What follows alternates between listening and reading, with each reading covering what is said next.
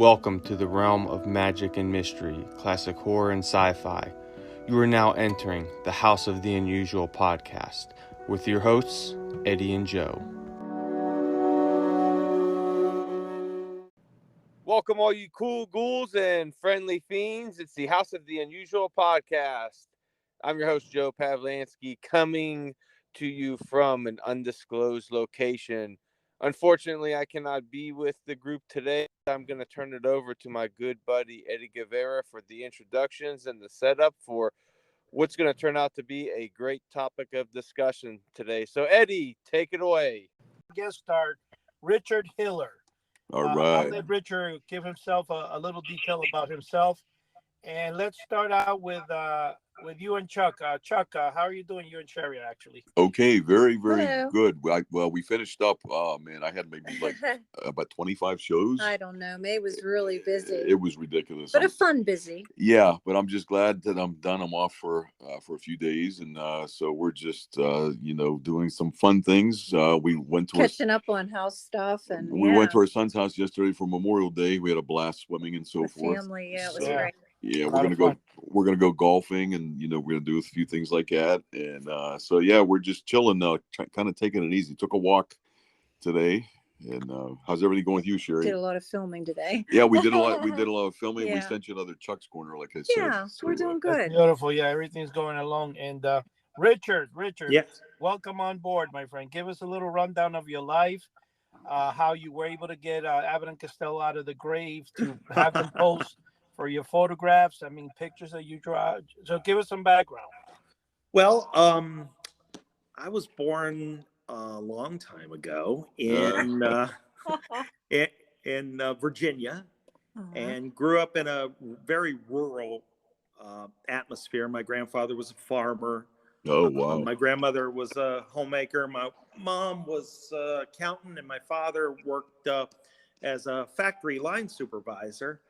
And you have these role models, and fortunately I had good parents growing up, and but I wasn't into any of that. I loved comic books, and I love monster movies. Wow! And thankfully my mom loved them too. And she was really instrumental in me seeing the value in my artwork. She was always a big supporter of that. But, being a kid in school, where I grew up, kids didn't go to New York to art school. They went into the military, or they became farmers or law enforcement or what have you. Yeah. And in 1978, my mom pulled me out of school very mysteriously and brought me to actually where I work right now. She brought me to James Madison University, which is in the northwest corner of Virginia. And they were having a special guest speaker in the art school that day, a gentleman by the name of Stan Lee. You may have heard of him. Yeah, that's the man. That's the man. Wow. For those who don't know who Stan Lee is, I'll let Chuck say. Oh, he's the man. Oh, he's behind the comic books for the last 50 years, I guess. He just passed away, didn't he, if I'm not mistaken? Well, a couple years ago. Yeah. Yes. But he's the creator of the Marvel Universe, and he took a look at some of my drawings and told me that if I stuck to my guns and continued to practice and to be a good artist, you had to draw and paint every day, that I could make it. And wow. And that was it. And I set my sights on leaving rural Virginia and going to New York. I ended up at Pratt Institute. I got my bachelor's degree there, and I lived in New York for 20 years. And I swore I'd never leave. I worked for ad agencies. I worked for DC Comics. I worked for Marvel Comics. I worked for Dark Horse Comics. Did all kinds of stuff. Got to travel all over the world. And then I met this young lady. She was from Woodbridge, New Jersey, and she loved Abbott and Costello, Frankenstein. She loved Vincent Price. She loved Bela Lugosi. Wow. And we fell in love, and we've been married now. Next year will be our 30th anniversary of our first date. Hey, that's almost the same as ours. We just turned, ours is 31 just a couple weeks ago. Yeah. Awesome. And nice. then we got married in 96. So 2026 will be our 30th wedding anniversary. But Nice. she's been my best asset, my biggest cheerleader. Oh, absolutely. But she wanted to live. She wanted country living. She grew up watching Green Acres, all that garbage. And guess who lost the coin toss? So back in '99, we moved back to Virginia, and I started teaching here at James Madison University. I'm actually in one of the classrooms right now. That's why you get this lovely echo. That is so cool. Wow. Anyway, yeah, I've been here. I just started my 25th year of teaching with the summer session. I always count the summer session as the beginning of the new year. Because now, do you teach art, Richard? What do you teach? I do. I teach illustration. I teach illustration and graphic design. I'm a member of the New York Society of Illustrators. I've done children's books and movie posters and all kinds of stuff. And what really was a big turning point for me in my career, I had done a bunch of children's books. I guess the first one was published in 2005 on historic space flight, something I'm also interested in, having seen Neil Armstrong walk on the moon on live television. Absolutely. Yes. Had a big impact, and I wanted to share that with kids. I did a series of books about space flight, and then the publisher I was working with, who I had a great rapport with, they got bought by a larger corporate entity, and a lot of the people that I was working with retired. And then it was like, it was different, and it just didn't feel like, it felt like they wanted to go a different direction. So I ended up saying, okay, I'm going to rebrand now. It's time. The children's book industry was really fun and interesting, and I had some great experiences, but there was also a lot of, stuff dealing with clients, and sometimes also I did some illustrations for other writers' books, and the art direction sometimes wasn't the best for me. And I decided that I wanted to rebrand and go back to my horror roots, because that's what I'd been doing, like freelance. Like all the stuff I did for Dark Horse and Marvel was all horror oriented. Like I worked on Hellraiser for Marvel, and I worked on Universal Monsters stuff for Dark Horse.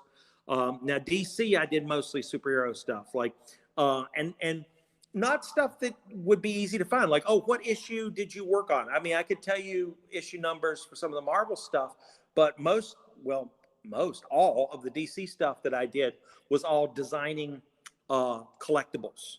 So I would do the drawings that would then be handed off to a sculptor, and I would work with the sculptor to bring the drawings to three-dimensional life. Oh, wow. Cool.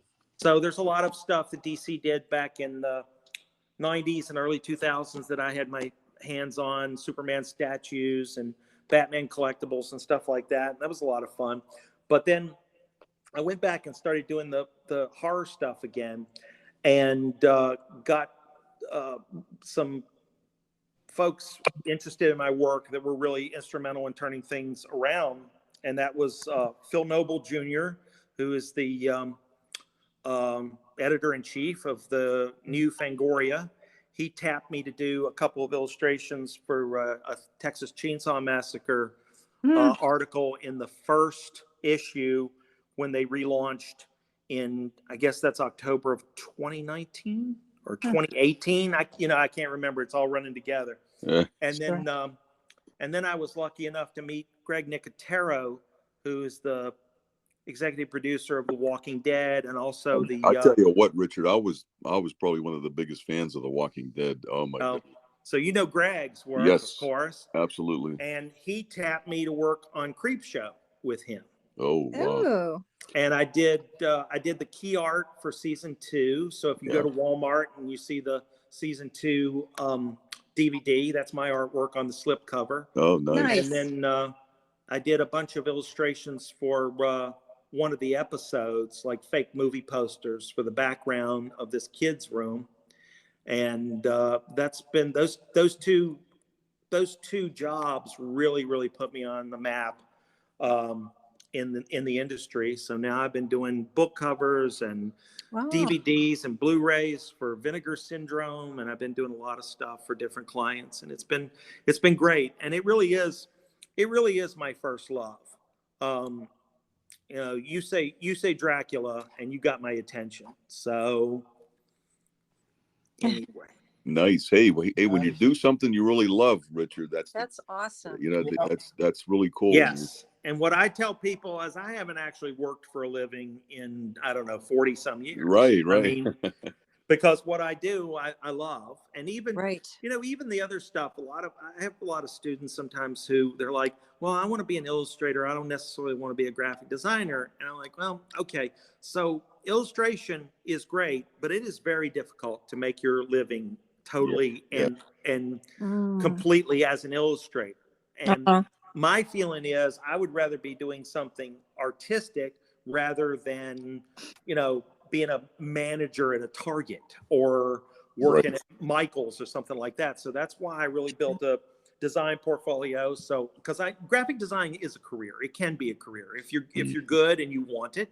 Right. Yeah.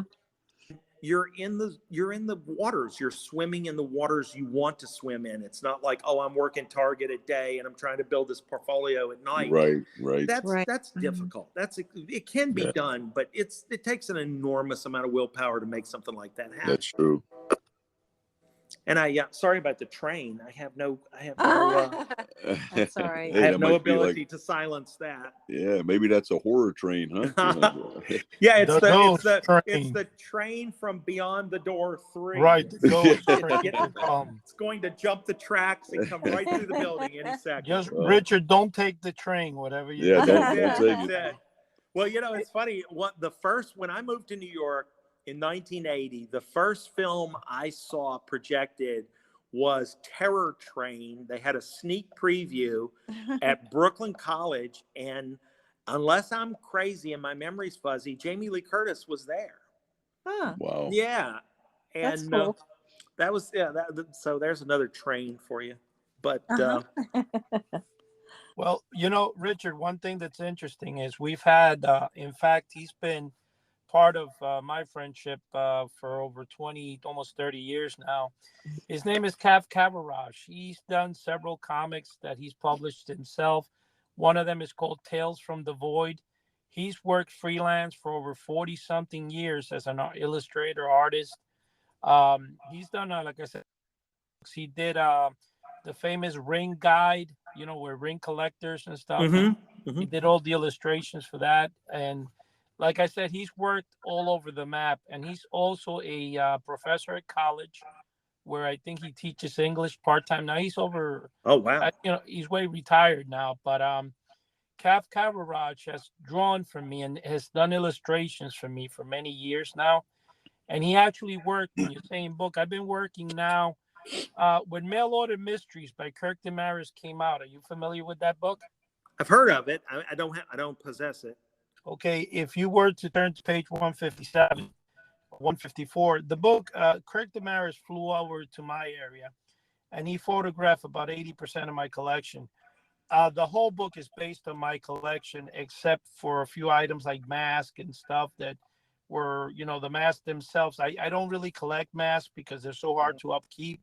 Yeah, that's Ray Castilas. Ray Castilas is probably the leading Topstone authority out there when it comes to masks from the 1970s. He has hundreds of them. Wow. Now, Nick Nicotero, funny that you mentioned him. A few years ago, I was in work one time, and this person wrote me on eBay and said, hey, what can I get, this, and that? So I gave my phone number and told him to call me, and a lady called me. And she goes to me, hi, my boss wants to know how much, you know. So I believe he bought the Moon Monster, the 6-foot Dracula, the 6-foot Frankenstein from the Lowell Toy Company. Right. And I sold them to him. Now, to give you a little background, is back in the 1980s, early 80s, I got married in 83. Okay. So in around 84, 85, I had considered starting a mail order business, but I wanted to do a novelty business. So at that time, since you really don't have computers, you don't have anything, and anything you do has to be paced up and stuff like that. Yep. I had considered, why don't I just look out for any of the companies that used to run mail order ads in comics, and I would start, you know, by letting them, or if they let me use their artwork, whatever, that would be phenomenal. You know, all I got to do is get the products. So what happened was is I started contacting all the mail order companies from Honor House to Johnson Smith, all that. And one particular company called the Fun Factory, you had the Fun House in New Jersey, which I'm sure you're familiar with. That's the one you always saw in comic books. The ad with the $1 million. It says you can get $1 million in Oh, U.S. I remember notes. that. Yeah, yeah, Okay, yeah. that was owned by Jack Aboff, and he was out of P.O. Box 1230. It is 1224, Newark, New Jersey, for like 50 years. But the Fun Factory was located in Union. I'm sorry, 117 Union Street. I believe it was in Palisades Park. So what Yep. happened was is I was able to get, I sent letters to the court and try to figure out who owned the trade names, right? So I got a name of Louis Weiss that had owned the Fun Factory. And, I tried to track him down, but I saying no forwarding address, available, whatever. So one day I figured I had an office in Route 46, a small little office at the time. And I decided to get a yellow pages that I had there from Bergen County, New Jersey. So I said, let me look up. And I figured, you know what, whoever sold, because I had learned after all my tracking that anybody involved in mail order had to be Jewish. For some reason, every novelty company was either Jewish or nothing else, right? So I figured it's got to be an old Jewish person who's probably very rich, and it's definitely going to live in Bergen County. He's not going to live in Hudson County or so. Right. I saw two Lou Weisses on the phone book, and I called up the one. The first one obviously was a dud. The second one, when I started talking to them, they automatically the wife was on the phone and she kept like questioning me this, and I said I think I got the right guy. And she puts him on, Oh my. and it was kind of the rest was history. He was so taken back by me calling him and finding him 10 years after the company had done under, and he decided that we needed to meet in person. So what we did is we met up, and the rest, he allowed me to meet up with Bernie Slotnick from DC Comics, who was in charge of all the advertising for DC Comics for like 40 years. I met through him. I met Craig Taubeck, who also managed Johnson Smith from 1968 through 2010. I met, so I became friends with all those people through Lou. And I had found out that the American Circle Corp, which was always the company that had the hypnotic 25 lessons in hypnotism that showed a guy hypnotizing a female with the stars in the background, that was produced. All that artwork was originally the House of a Thousand Mysteries, who actually drew that back in the 60s. But American Circle, there was an advertising agency in New York called Filer and Levy Advertising, and they were friends with Lou. So Bob Levy and Lou started the Fun Factory. So when they started the Fun Factory, all the artwork that's why it's kind of similar. But anyway, Lou allowed me and made my dreams come true by going into business with me. And we opened the Fun Factory again in 1989. And I had a magic shop, which I closed down. But then the Fun Factory started thriving and stuff. And we ran a full page ad in 1992, 93, like it was the end of 92, beginning of 93, DC Comics. So any DC Comics that you pick up from that year will have a full page Fun Factory ad in it, which was mine. Now, check that out. That ad, believe it or not, according to what Bernie Slotnick told me, which you're probably familiar with, Bernie Slotnick said that it had been years, over 10, 15 years since anybody had run. So technically, the first company that ever ran a comic book ad was in Superman #1 was Johnson Smith Company. And the last company that ever run an ad was Fun Factory in 1993. Now, the thing about this I was going to tell you, Richard, which was interesting, is I went with Lou and we started. So I had a magic shop that I closed down at the time. But what I did is through meeting Edwin Wagman, the owner of Honor House, Jack Aboff, there was a guy called LB in Texas that he always saw wooden nickels, and he had like a small B. All those people, I mean, I kept contacting people and talking with them. I met Harold Van Brohut from Transscience Corporation, who invented the sea monkeys and stuff. And I was able to talk and meet all these people in the early 80s. And what I kept doing was storing and amassing a collection of comic book novelties, unlike any other, where I was able to obtain the only Polaris nuclear submarine. I have the 7-foot monster ghost that they sold in comics. I have the original Johnson Smith and the original, Melton Company and the Honor House. I do have those 3 originals. And the thing is that, for them to survive 50, 60 years in mint condition, it's unheard of. But if you were to look in the center, mail order mysteries, you'll see my entire collection.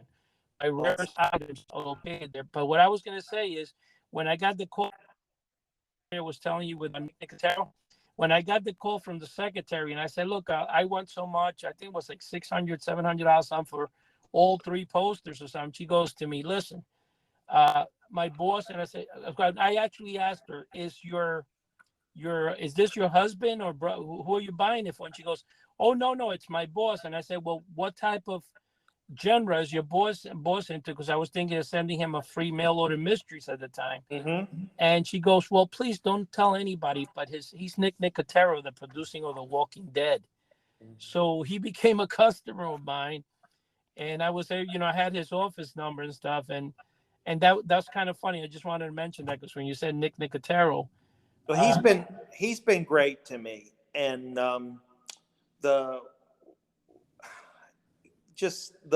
we met at Newark Airport at a show.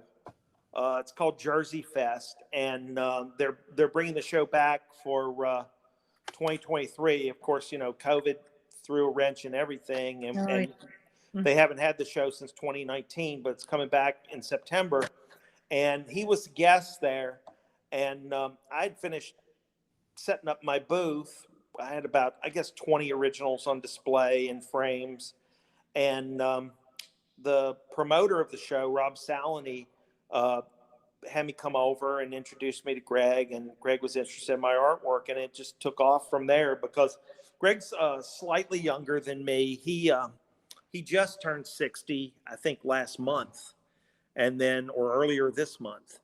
And but I think this is true with Chuck as well. I mean, we grew up watching all this stuff on TV. Absolutely. And we had it my local hometown theater used to run old horror movies on Saturdays. So what's amazing is I remember this stuff. In 1968, my mom took me to see a double feature of the original Frankenstein and Dracula. And after the movies were over, we came out. It was Saturday afternoon. After we came out in the sunlight, I was covered head to toe in chicken pox. Yeah. I had bloomed while we were watching the movies. Oh my goodness! Isn't that crazy? That is. I wonder how many people you infected. Oh, let's not talk about that. Let's not talk about that. But anyway, yeah. I mean, we grew up watching this stuff. Wow. And what Greg really responded to with my artwork, and I'll say this twice, I'll say this again when we're wrapping up, is that I'm on Instagram. I don't have a website anymore. My Instagram is the Batman Professor, all one word.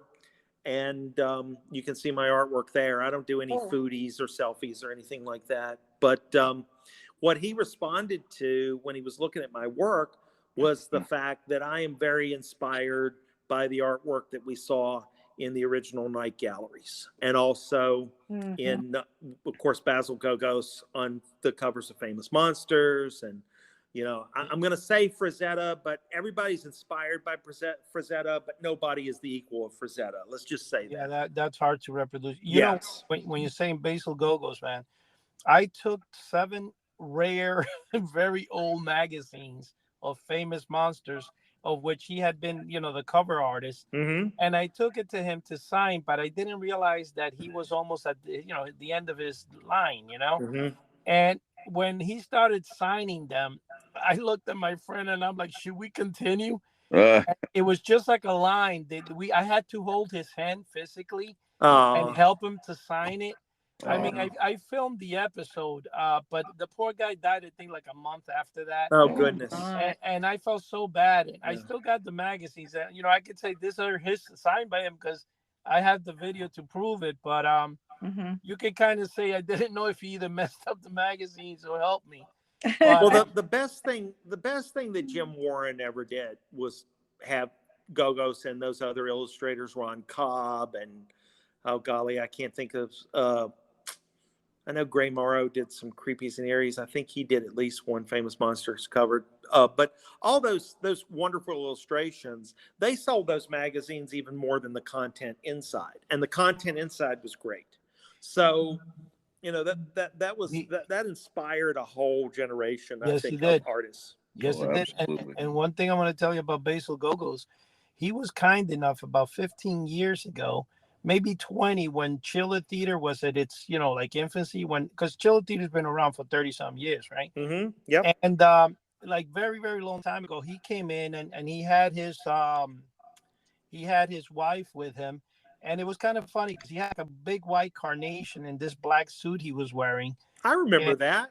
you remember that? Yes, I And, remember that.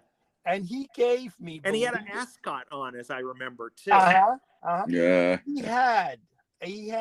I need to start rocking the ascot. Yeah, you need to Well, get the ascot out. I'm gonna tell you though, Richard. One thing that's gonna surprise you. He had an original creature that he had drawn, Mm-hmm. and he actually sold it to me for $65. I think it was. What? Yep. Oh my god! And but that's this is insane. 20, and it's signed. And I also got the signature creature Dracula that he was also selling there. I have about 4 or 5 works of art from him. And Wow. let me tell you the truth, though. One thing about him, I'm going to say, he reminded me of Thurston Howell III. Why? Honestly, because they were like up there. But this guy was such a phenomenal person to talk to. And it's kind of like let's just say this. It's kind of like when you said this other guy. One thing I'm going to say is we were down in 2011. Mail Order Mysteries debuted, and they actually had it in the New York Comic Con. Stan Lee actually was there the same day we were for about 2 hours signing a book he had done. And me and Kirk, one thing about the Comic Con that I don't know if you ever been to the New York one, Richard, but you can walk. It's not like Chiller where you go, let me go to this table. Over it's brutal. It's brutal. You walk if you're walking in line and you get out of the line to see something, they'll run you down. Yep. I got turned off by it. But what I was going to tell you real quick about the particular That sounds Comic-Con like a magic convention out here. Oh man. Yeah, no, but the magic conventions, they get a lot of people, but Comic-Con is insane because you just don't have room to walk, and that's what makes it kind of drooling. But I was going to tell you, right after Comic-Con, me and Kirk were approached by I think it was some guy who used to pitch to the not the History Channel, the Travel Channel, and they tried to pitch a show kind of like American Pickers, where I had a beer. Well, the whole thing is that when Kirk called me to go there so we can sign autographs and stuff of the book, I was kind of sleeping, and he called me when he had touched down in New Jersey and gave me a little time to get there. So I put a shirt, tie, and I went with a beard, like a 3-4 day beard. And for some reason, because it was salt and pepper, it didn't make me look my real 38 years of age that I am. And what happened was that that would be nice at 38. What happened was that they were approaching us because they were trying to do a picture thing where Kirk would travel the country, and I would be like the guy that would be able to say how much things will value at or whatever. And apparently that was another thing. I shaved the beard. It wasn't good for them and whatever. So that didn't go the way it wanted. But I did later in my job where I was working at the time, I got approached by a guy named Calvin Chu. Now, Calvin Chu is the like the graphic manager, graphic director for NBC. And he approaches me. He goes, "Hey, can you sign this book for me?" And I'm like, "Sign this book for you? Where did you get this? And he goes, "I saw you in Comic-Con and stuff, but I met." So I became really good friends with him. And the guy is a phenomenal person. But I was going to get right before the epidemic. I was going to go to fly over to the Pawn Stars in Las Vegas. Oh, yeah. To show the Polaris sub to Rick.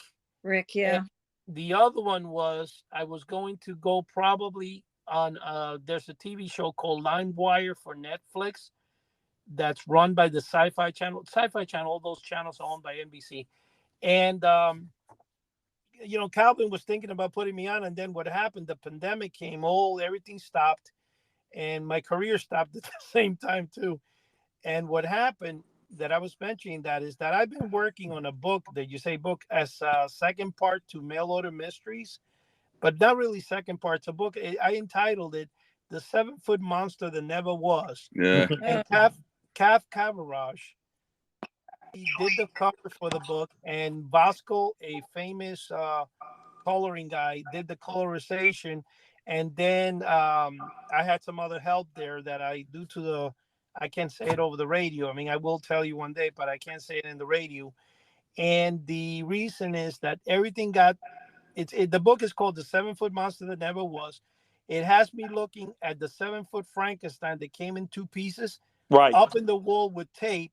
And it has me as a kid reading the comic book, looking at the ad, but in my mind, I'm picturing a mailman coming in with a crate, and there's a monster punching up. I'm going to send you a picture of it. You're going to like it. It's a beautiful That's really cover. cool.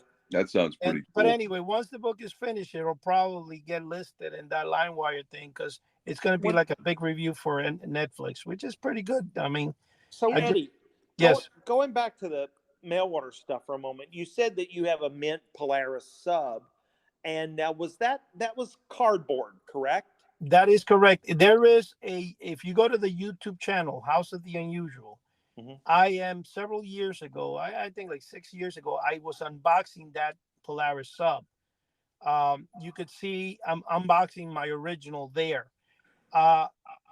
The sub, again, it's been in my possession for like 50 years, 40 years, actually 40 some years, but it's in perfect condition. It's cardboard. There was when Mail Order Mysteries was done, me and Kirk could not find it because I have 4 storage units. One is 15 by 15, one is 10 by 15, one is 10 by 12, and one is 5 by 10. And I cannot even walk past the door. You can't fit a shoebox in there. Oh golly. Okay.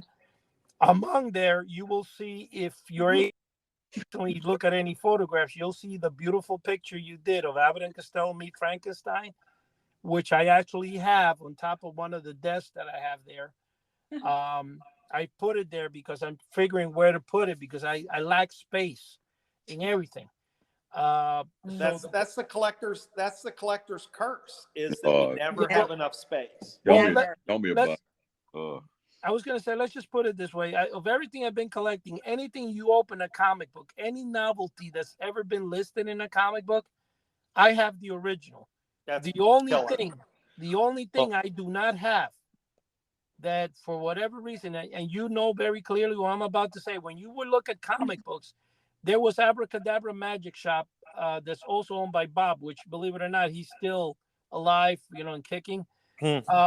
Bob, who owns Abracadabra in Middlesex, New Jersey, used to sell the plans on how to make a 7-foot monster, but it looked like a Frankenstein. And it was kind of like a picture cartoon of a Frankenstein. It said, build your own life-size monster or mechanical man. That ad drew my attention over the Melting Company ad. They had a little kid inside a robot that you can build. And it's called How to Build, the one in the is our Guarantee Company, which is the same company with 2 different addresses. Basically, what happened with that is that I wanted to order the plans, but I didn't order the one. I fell for the Abracadabra one because it was more like Frankenstein. Right. And today I regret it because I've been in search of those plans for over 40 years. For the mechanical man.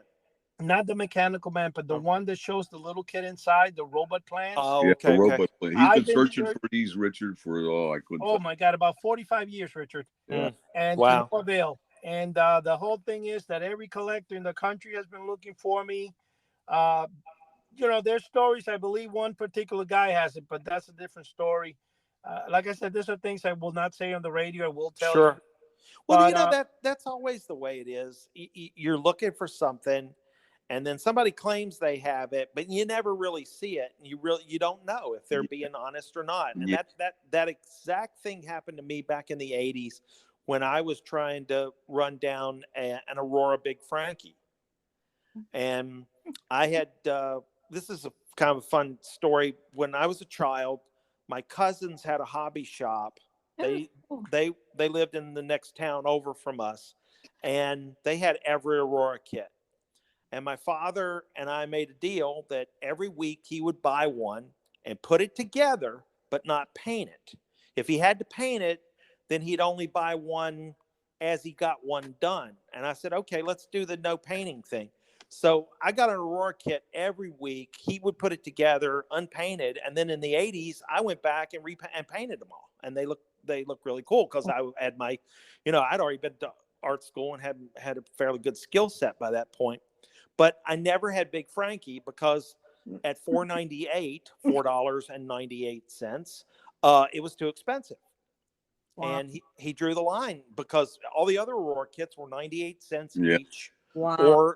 Or the like Bride and Godzilla and King Kong. I believe they were like $1.29 or $1.49 each. So I went looking for Big Frankie, and I met this guy at a flea market, and he claimed he had one mint in the box. And I offered him a fair amount of money for it, and he said, well, he was interested. And I said, well, can I come see it? And I'll bring the money. And every time I made arrangements to go to his house, he canceled. There was always an excuse. No, there was always an excuse, and that leads me to believe, Chuck, he never had it. No. He was just BSing. Yeah, I think you know what? I think you're right. I think somebody told that to Eddie the same way. They had the robot. Here's the story. See, I was able in my tracking because I'm telling you, here's the funny thing about this whole thing. A guy named Jude Camby's, he actually came up. I met him for the first time last week. He travels the whole country, and his job, it's in the medical field. So he came up. He was down to meet up with me, and we became like, this guy is one of the greatest persons I've ever met. And one of the things that I'm going to tell you, especially when you have that, is that the story, and I told Jude the same thing. The reason is, when I was searching, he saw, the reason I mentioned him, that I met him, is that he saw that I have envelopes and envelopes, shoe boxes and shoe boxes of original paper trail. Mm-hmm. What I mean by that, if I ever spoke to, say, Nick Nicotero, the phone number, the secretary, it's written in a piece of paper. I have it in a box. Sure. The time and date.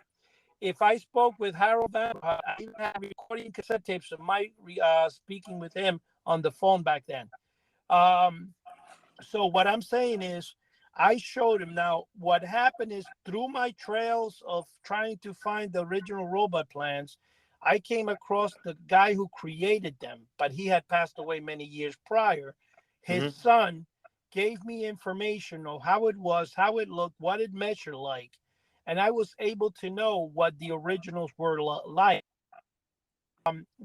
This guy that I'm talking about that might have them, I don't want to use names here. I was in one of those famous, not chiller, but I was in a regular PAL where people meet, and he always goes there. And I was showing mysteries that had just come out, and I said, hey, look, I have this. And he looked at the plans. He goes, oh, you know what? I actually have those plans, but I ordered the one that had the kid inside. Oh, so my gosh. When he said it to me, I'm like, what? He doesn't know I'm looking for them, right? Right. So I said to him, oh, did you ever put it in? Because I said I had him too, but I said I had him because I didn't want to say I'm looking for them, even though I'm like, oh my gosh, did this guy? And he goes to me, yeah, I actually saved it because it does have a spill of Coca-Cola because I did spill Coke on it, but it's right. And I still have it right there next to my bed in the table. I've had it all my life. And then I said, oh, I will. He goes, well, if you want to see, I can bring it next week and show him. But I don't know how he found out I had been looking for 40 years. Of course, maybe one of the collectors had told him accidentally or inadvertently. But the whole thing is, the next week, all of a sudden, he couldn't find him. And all of a sudden, and then one day I approached him and I said, listen, man, you were looking for a March Hootin' Tootin' whatever haunted house that is super rare. goes for like 1,500. I go, I have one here in my hand. Look at it. Take a look at it. He's like, oh my God. I said, listen, I'll let you have that for free. Wow. If you bring me a copy of The plans. I don't want the original.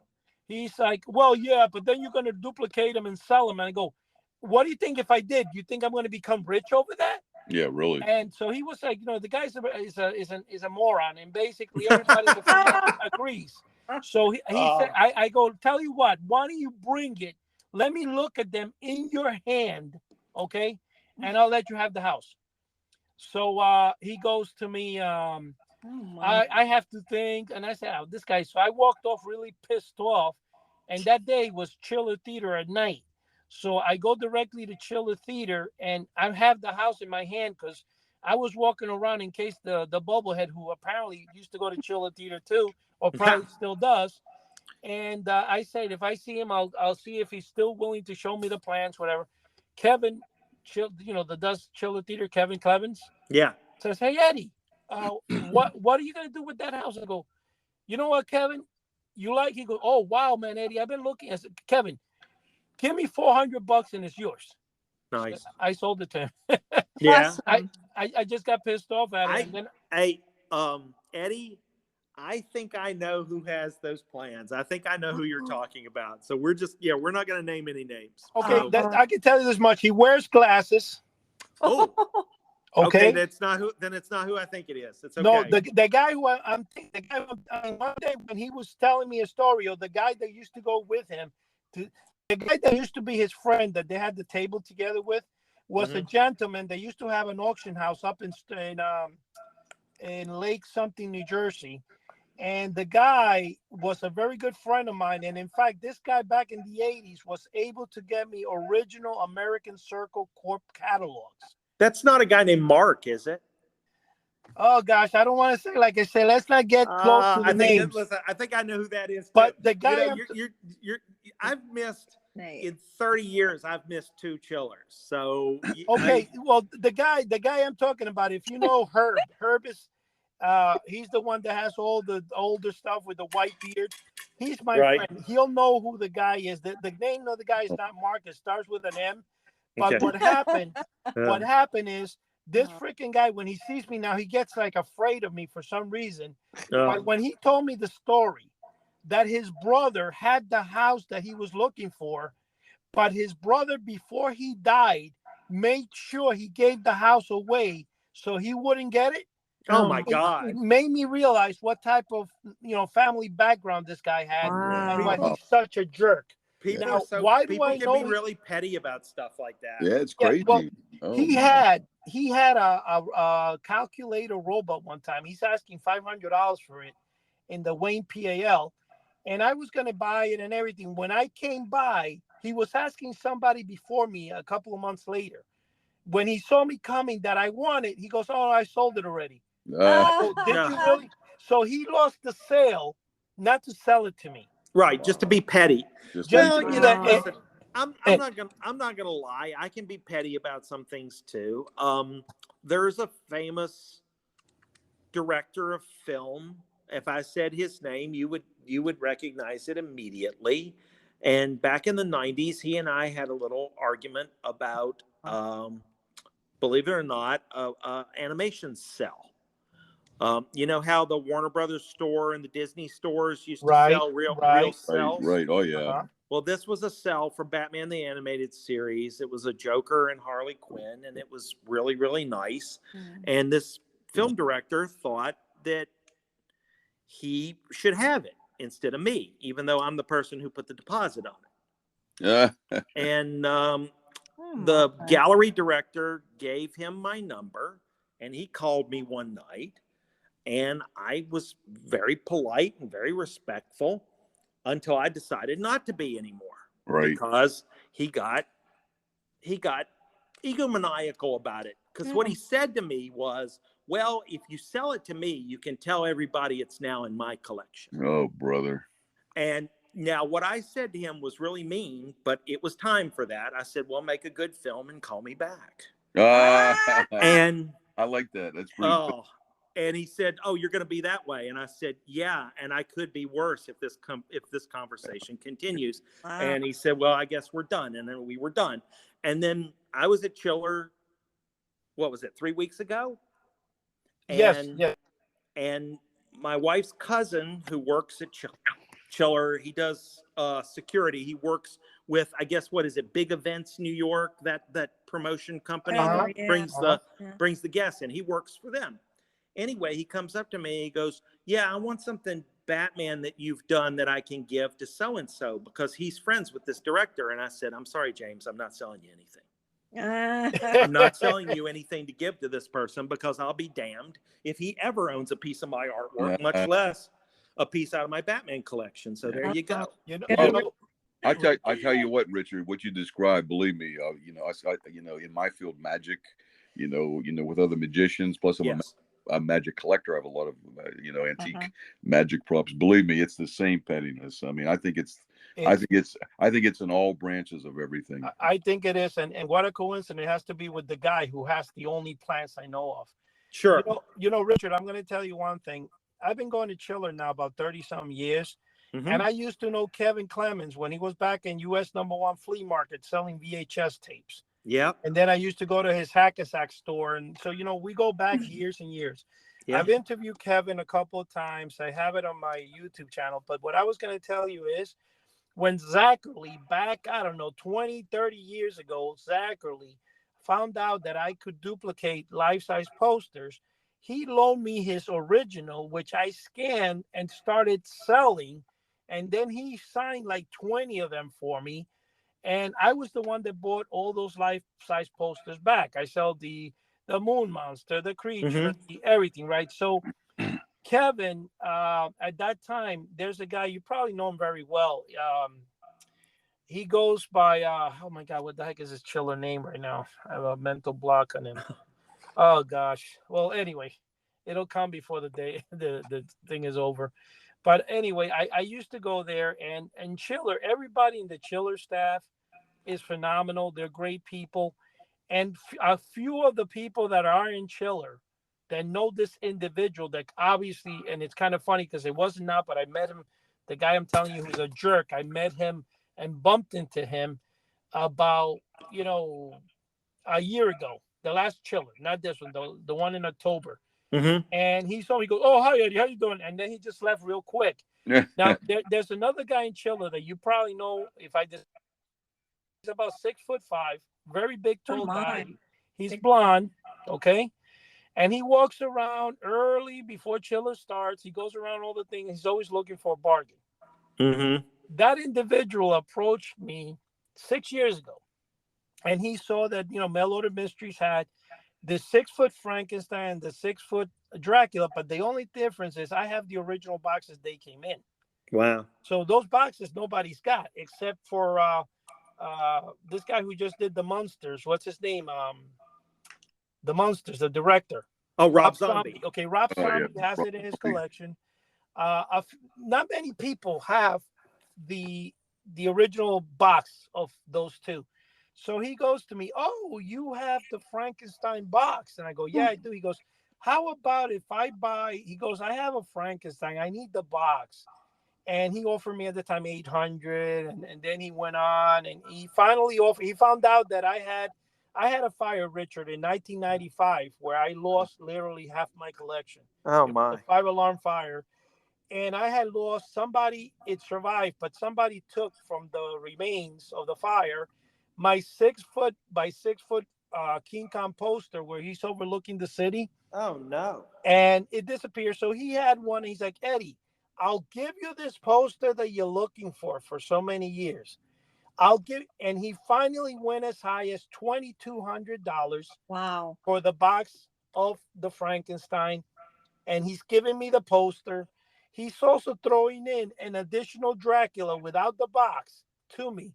Nice. Well, the fact that I told him I'm not selling it to you, Ah, he goes, "I like to do business." I said, "Well, I never told you I was going to sell it to you. You keep offering." I'm saying, "You want to do business, but I never said I was going to sell. Like, you want to offer my money." So he got so upset that he actually didn't talk to me for, like, I think 4 years. And then finally, last October. He's like, "Oh, hi Eddie, how you doing?" But you follow what I'm saying? That's how you deal with some people. But here's the thing. Go ahead. Go ahead. I think at some point, I think I know what his name starts with as well. So I think I know who you're talking about. L. Yeah, but I'm not gonna. But you guys need to speak in code. Maybe talk pig Latin or something. It'll be like Mars Attacks. We'll just go. I have undercover told the one guy who I tell he's a big seller there. The name. Well, his name is Norm. I don't mind saying him because he's a really good friend of mine, and he's probably has the best things in Chiller. Norm is the guy when you walk into the vending room, he's always on the right, first booth on the left that goes covered, and it's got old toys there. He's always got the original Great Galoo. He's got he's the guy that has all the blow mold Halloween stuff on the top shelf. Right. Me and Norm, I know Norm very well. I've known him for over 20, 30 years. Mm-hmm. And Norm has been trying to, and he's tried in different occasions to get the plans from me from that moron. And the moron knows, and he goes, Eddie, he suspects it's you. Anytime I bring it up or anything, they say, no, I'm not giving. Like, he's such a jerk, this guy. Oh, my goodness. That I would like to pop him in the nose one day, just for the fact is, like, show me the thing for Pete's sakes. Let me look. How can you let somebody? It's like whatever. He just refuses. We're just spilling the tea and dishing dirt right and left here, which is pretty funny to me. It is funny. But the one that I think of all the time, and I'm going to be real careful about this, but I had a client some years ago that I was doing artwork for, and he wanted to stop paying me, and he wanted to start paying me in like trade and product. Right. And yes, sometimes I do that, and sometimes I don't. And this was one of those times where he didn't really have anything that I was interested in. So I'm not going to take something just to take something when, you know, my wife actually likes it when I bring home some extra money on occasion. You know, it's funny that way. Right. And because we got more movies and shit to buy. You know what I'm saying? But anyway, I told the guy, I said, listen, I really need to be paid. I can't do trade because honestly, the stuff that you have is not what I focus on. Right. And he was just like, well, then I guess we're not doing anything. And I said, okay, well, I'm around. You call me if you need me. And I tried to leave it on good terms. Mm-hmm. Well, obviously it didn't end on good terms. It was just me who was trying to be polite. And this guy starts telling people that he's not working with me anymore because I came on to him. Oh my God. Oh, are you kidding me? No, I'm as serious as can be. Oh my God. And how rude. And that didn't fill me with joy. Let's leave it. Let's put it at that. I think so. And this is something that I talk about all the time. Now, I lived in New York and New Jersey for over 20 years. And then the rest of my life I've spent here in Virginia. And people are just different. Yeah. And I don't mean to offend anyone in the sound of my voice, but I prefer the New York, New Jersey style of dealing with people as opposed to the Virginia style. Because the Virginia style is to go up to people you actually dislike and shake their hand and be polite. Oh. And I'm not that person. Uh-huh. So I run into this guy at that Newark airport show because we all move in the same circles. And I see him and he sees me and I look at him and I say, you stay the hell away from me and we're going to be just fine. Oh, wow. And that's the way you do it. And I prefer that. I prefer that you know where you stand with me. Sure, I agree. You're direct about it. And there's not all this kiss, kiss, hug, hug. Meanwhile, you can't stand the person. Yeah. Exactly. So I appreciate that honesty when you're dealing with people. And sometimes there are people in this world, Eddie, that you just have to say, you stay away from me. You have to.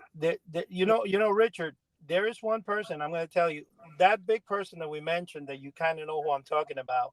He approached me one time because I have a very rare, like I've got every pointed product, any haunted bank that's battery operated.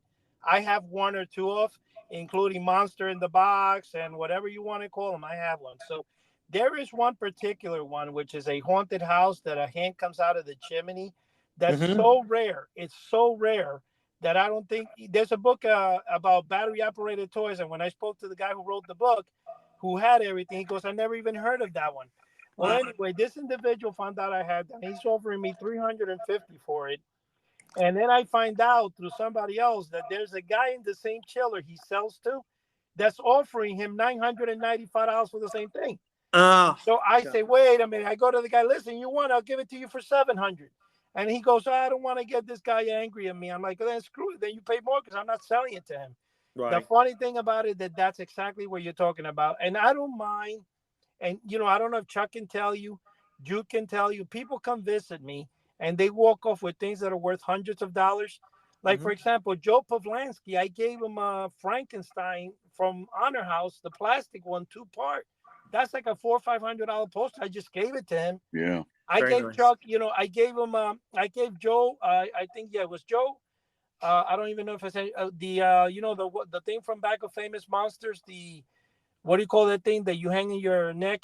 The amulet from Caputo. Oh, the soil from Dracula's castle. Okay, I had soil. Louis, I sent one to Joe, an original with its number certificate. I still got 2 left.